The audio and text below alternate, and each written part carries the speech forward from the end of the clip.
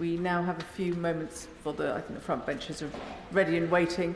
Come to a statement on UK-EU relations. Paymaster General. With permission, Madam Deputy Speaker, I would like to make a statement on the UK's relationship with the EU. On Monday in Brussels, the Prime Minister attended an informal retreat with the 27 EU leaders and Presidents von der Leyen and Costa. This marked a clear step forward for this government's reset of the UK's relationship with the EU, the first British Prime Minister to join a meeting of European Council members since the UK left the EU. The Prime Minister discussed the common threats that the UK and the EU face and the value that closer EU-UK cooperation on security and defence could bring. These were points he also discussed earlier in the day when he met with the Secretary-General of NATO. With EU27 leaders, he outlined a number of steps to increase cooperation on shared threats, including cross-border crime and illegal migration, whilst delivering growth and security at home. He called on Europe to step up and project strength, to keep up the pressure on Putin, alongside sustained military support to Ukraine, to put them in the strongest possible position this year. He set out a strong case for European security and defence, an ambitious UK-EU security partnership, a deeper role for Europe within NATO, and the continued importance of small groups like the Joint Expeditionary Force, together with a continent-wide increase in defence investment. The Prime Minister was clear that the UK would play its full part in European defence and was ready to work together with the EU. On Tuesday, we announced that the UK will welcome the Presidents of the European Council and Commission to the UK for the first UK-EU Leaders Summit, which will take place on Monday the 19th of May. This first summit will provide an opportunity to further strengthen the relationship between the UK and the EU for the benefit of all our people. On Tuesday, I attended the UK-EU Forum in Brussels to discuss the shared challenges and opportunities facing the UK and the EU opposite my EU counterpart, Maroš Šefčovič. I made the case at the EU-UK Forum that this government will be guided by what I'm calling ruthless pragmatism, working in the UK's national interest to make people across the UK safer, more secure and more prosperous. The government's position is that it is in the British national interest to improve our economic, safety and security relationships with our nearest neighbours. We reject the ideological approach of the past and will make a hard-headed assessment of the British national interest. As the Leader of the Opposition recently said, we announced that we would leave the European Union before we had a plan for growth outside the EU. Those mistakes, she said, were made because we told people what they wanted to hear first and then tried to work it out later. And we will end that chaotic, dogmatic decision-making.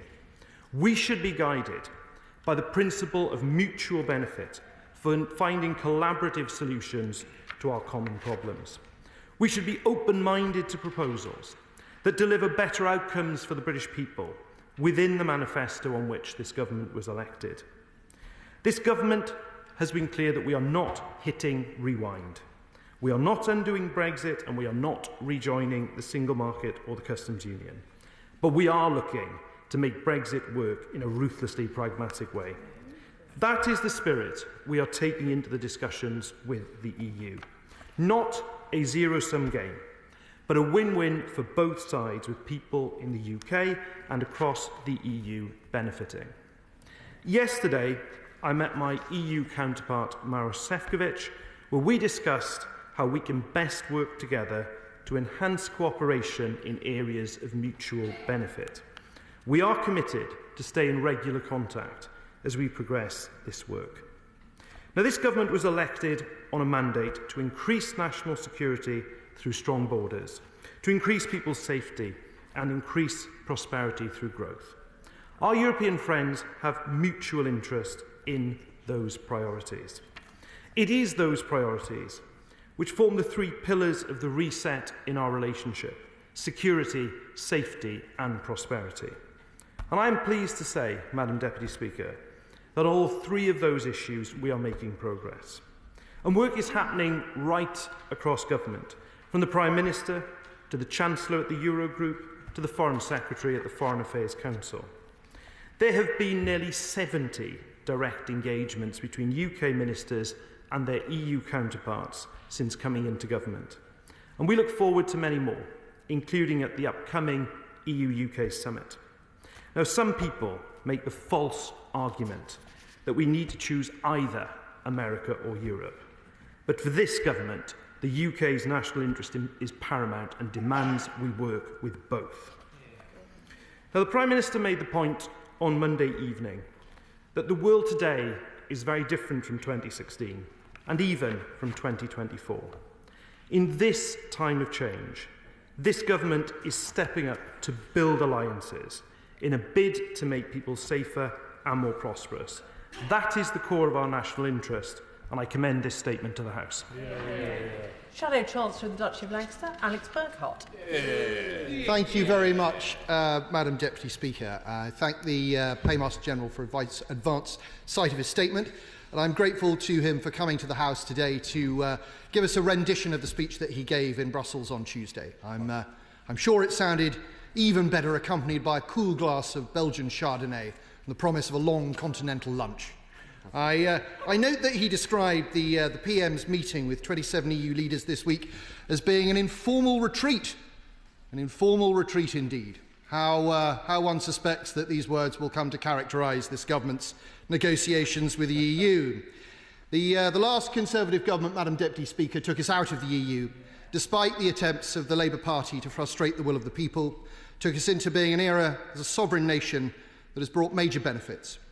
Under the Conservative government, we secured over 70 trade deals with countries around the world, and since leaving the EU, UK trade has increased from about £1.04 trillion in 2015 to £1.74 trillion last year.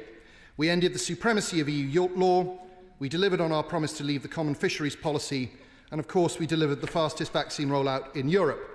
We turned a page, and it is vital that the Labour government do not turn it back. The Postmaster General talks of ruthless pragmatism in our negotiations with the EU. I wonder if this will be the same ruthless pragmatism that is bringing us the Chagos deal, Madam Deputy Speaker.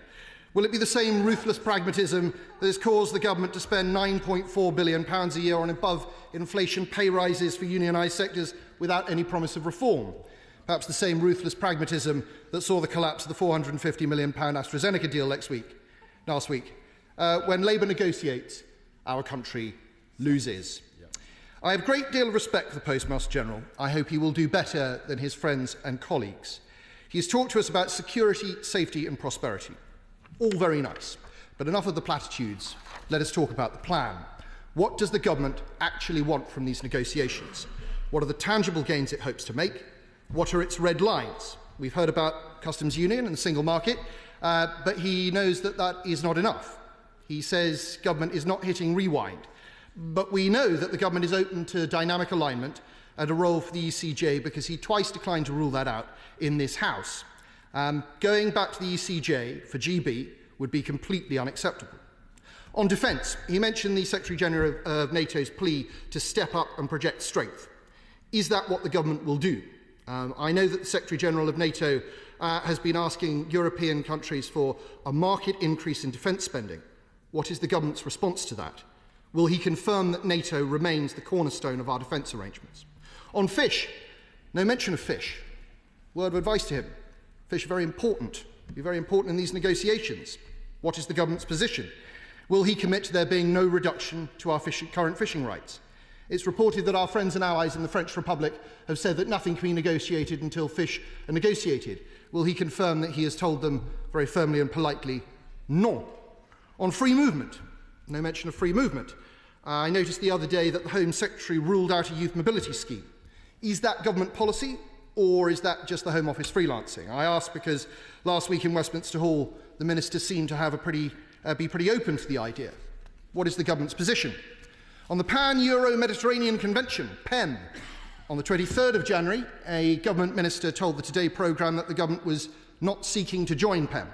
Later that day, the Right Honourable Gentleman said the government do not currently have any plans to join PEM. And then on the 26th of January, the Chancellor of the Exchequer said that the government was considering joining PEM. But then on the 3rd of February, the Right Honourable Gentleman said in an answer to a written question to the Honourable Member for East Londonderry that the government do not currently have any plans. I'd be grateful if he could tell us what the government's position is, and if he can't, perhaps he would be good enough just to make another one up. We believe on this side of the House that there should be no backsliding on free movement or compulsory asylum transfers. We believe that there should be no new money paid to the EU.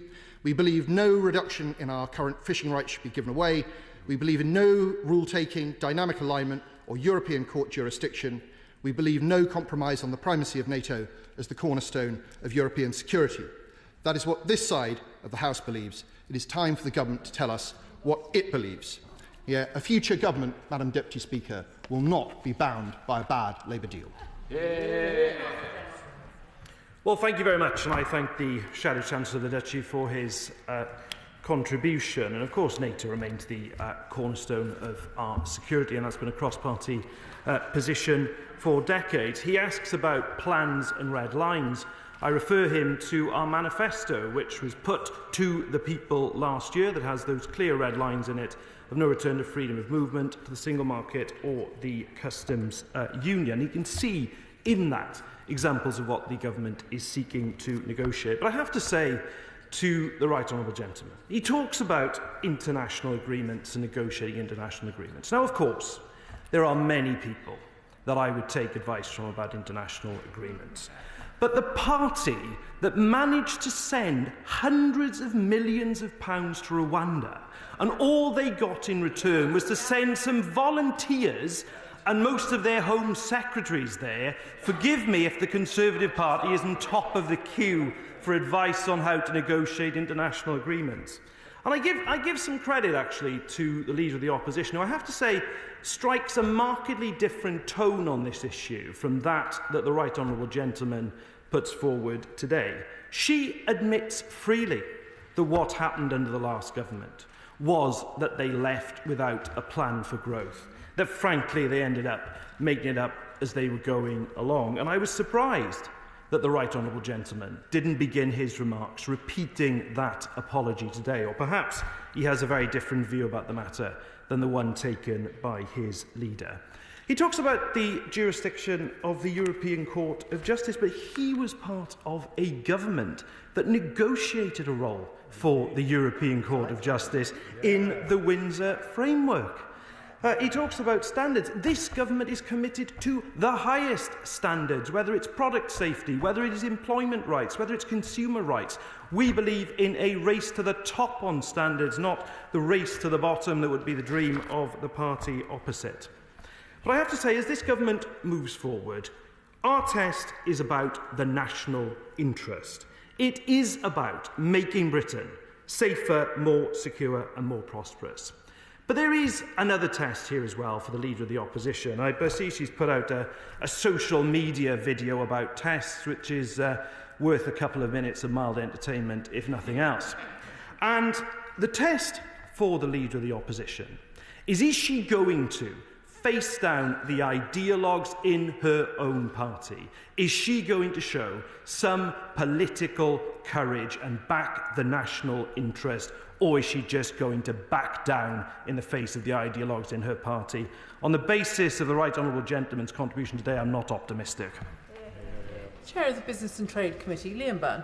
Thank you very much, Deputy Speaker. Well, I very much welcome the statement from my right honourable friend. The reality is he's inherited a deal with the European Union that has knocked about 4 to 5% off our economic output each year. And certainly what the Business and Trade Committee heard in Brussels last week is a clear message from the business community that we need to be as specific and as ambitious as we can ahead of the Reset Summit with the President of the European Commission. So can I ask the Paymaster General what plans he has to bring together both the British business community and indeed the trade union community, so that the Prime Minister can go into his summit with President von der Leyen very clear-minded about just how ambitious our wealth creators want him to be. The Right Honourable Gentleman, the Chair of the Select Committee, is entirely right about the involvement of civil society, trade unions and businesses. And I'm sure he will have seen the comments of the Managing Director of Food at Marks & Spencer's only today, who said, "We wholeheartedly support the government's plan to negotiate a veterinary agreement, the benefits of which would be significant. There is no discernible downside, and we will offer whatever help we can to aid the negotiations." There was a time when the Conservative Party was on the side of business, clearly no more. Liberal Democrat spokesperson Sarah Olney. Thank you, Madam Deputy Speaker. And I thank the Minister for advance sight of his statement. I welcome much of the statement's content that the Government is serious in their commitment to resetting our broken relationship with the European Union. But what the Liberal Democrats want is action. The European Union is our closest neighbour, our largest trading partner. I sense the Minister knows that we have to get on with repairing that trading relationship that was so badly damaged under the former Conservative government. So please, let's get on and do it. The botched Brexit deal has been a complete disaster for our country, especially for small businesses who are held back by reams of red tape and new barriers to trade, costing our economy billions in lost exports. The Minister talks of pragmatic negotiation. Surely what is pragmatic is to drop the government's red lines and agree a new UK-EU customs union. It would be the single biggest step that the government could take to unlock growth, and I cannot think of anything more pragmatic. Liberal Democrats will continue to call on the government to do the right thing. We are also disappointed by the Home Secretary's comments at the weekend on ruling out a youth mobility scheme. Does this represent the government's stance? A youth mobility deal would be good for our economy, especially our tourism and hospitality sectors, while providing young British people with the opportunity to work and study abroad. This would be a win-win. And not only that, it's what the British public want. New polling shows that 2/3 of the UK population are in favour of such a scheme. So does the Minister not agree with me that introducing a youth mobility scheme is exactly the kind of pragmatic negotiation that the government should be prioritising? Yeah. Well, I'm grateful as always for the contribution of the Honourable Lady. We had a fine debate in Westminster Hall last week. All I would say to her, though, about speed is this. This government is acting on its manifesto. The red lines in its manifesto around single market, customs union, freedom of movement, on which we were elected and had this majority delivered last July. But I actually looked at the Liberal Democrat manifesto on its plans for the relationship with the European Union, and it contained 4 steps. Now, if we were choosing to do this in 4 different phases, we would be moving a lot more slowly than we currently are at the moment. So I hope the Honourable Lady will welcome the progress that we are making. I know there is a lot of speculation on the issue of youth mobility. Of course, we consider sensible proposals in accordance with our red lines, but our position remains the same. There are no plans for a youth mobility scheme, and we've been clear there will be no return to freedom of movement. Stella Creasy. Thank you, Madam Deputy Speaker. I guess I shouldn't be surprised to hear the Conservatives trying to defend an impossibly bad deal for British business, which is why I'm so relieved that it's grown-ups going to Europe, working out what is in the national interest. Can I press the Minister that there is something very clearly in the national interest to resolve with our European counterparts? National Grid estimate that it will cost UK Exchequer £5 to £8 billion over this Parliament to have a differential emissions trading scheme between ourselves and Europe. Pollution doesn't respect borders. We all want to tackle the climate crisis. So can he just confirm that resolving the issues around the carbon border adjustment mechanism will be on the agenda for the summit in May? I'm very grateful to my honourable friend. I know the campaigning that she does on this issue. Energy is very much a priority for the discussions, indeed specifically on the emissions trading scheme and looking at linkage. That is something that the existing trade and cooperation agreement commits the UK and the EU to looking at. Sir Alex Shelby. Thank you, Madam Deputy Speaker. The Minister quite rightly speaks about the importance of NATO being key to our defence strategy. But I have a real concern about the negotiations taking place on the defence strategy and working with the European Union.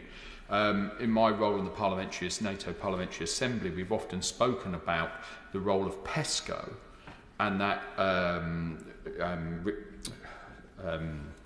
good Lord, Madam Deputy Speaker, procurement, the procurement strategy that will take place in different countries procuring different aspects, that does run into some constitutional problems. Now, these are generations of procurement where that could be a problem, but it's important now that protocols are made, that how those two things interact. So can I ask the Minister that don't just sign up to European programmes without making sure that if we're going to be doing this, then we must make sure that we are also building the protocols that PESCO cannot undermine an Article 5 decision, because as it stands at this moment in time, the ideology of PESCO does stand in the way of an Article 5 decision. And if the Minister would like me to speak to him further, I'd be happy to meet with him.